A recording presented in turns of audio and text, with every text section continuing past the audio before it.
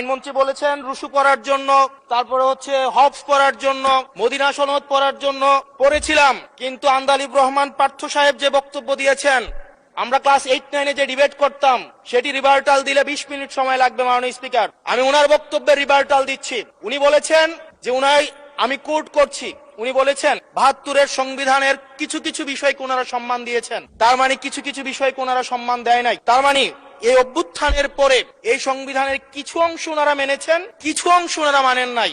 ওনারা কেবল ওই অংশটাই মেনেছেন যে অংশটা ওনাদের পক্ষে গিয়েছে,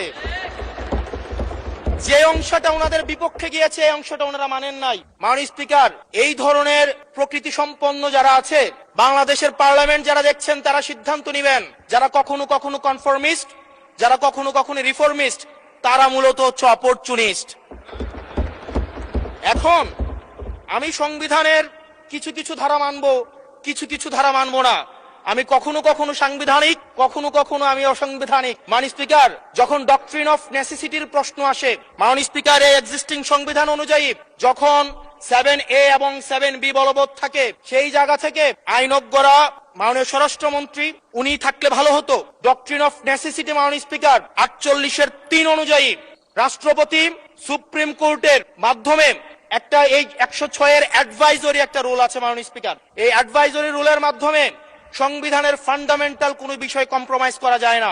মাননীয় স্পিকার, যদি আমি এই সংবিধান মানি তাহলে এই অন্তর্বর্তীকালীন সরকারের বৈধতা প্রশ্নবিদ্ধ হয়। মাননীয় স্পিকার, মাননীয় স্পিকার, যদি এই সংবিধানকে আমি ধারণ করতে চাই, মেনে চলতে চাই, সেদিন 64 বিধি অনুযায়ী অ্যাটর্নি জেনারেল নিয়োগ দেওয়া হয়েছিল 6 আগস্ট।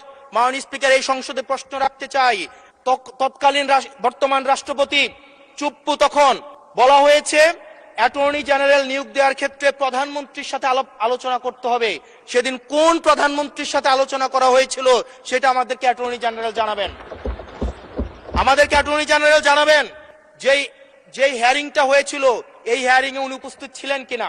তখনকার সময় যিনি প্রধান বিচারপতি ছিলেন ওবায়দুল হক, তিনি তখন কোথায় ছিলেন, সেই রায়ের কপিটা আমরা দেখতে চাই। মাননীয় স্পিকার, মাননীয় স্পিকার, আপনি যখন বেগম জিয়াকে 6 আগস্ট সর্বপ্রথম ছাত্র জনতা যখন সিদ্ধান্ত নিয়েছিল আর এক মুহূর্ত বেগম জিয়াকে কারাগারে থাকতে দিবে না, বেগম জিয়াকে রাষ্ট্রপতির আদেশের মধ্য দিয়ে বেগম জিয়াকে সেদিনই হচ্ছে কারাগার থেকে যেই জুলুমের মধ্যে রাখা হয়েছিল সেটা থেকে ছাত্র জনতার রায়ের মধ্য দিয়ে সেখান থেকে বের করে আনা হয়েছিল। মাননীয় স্পিকার, যদি এই সংবিধানকে বাইবেল ধরে নেই, এই সংবিধানকে যদি গসপেল ধরে নেই, এই গসপেলের পুরোহিত অনুযায়ী যেভাবে ভ্যাটিকান সিটি চলে সেটা যদি আমরা ধরে নেই, তাহলে মাননীয় স্পিকার, সেদিন বেগম জিয়া জেল থেকে বের হতে পারে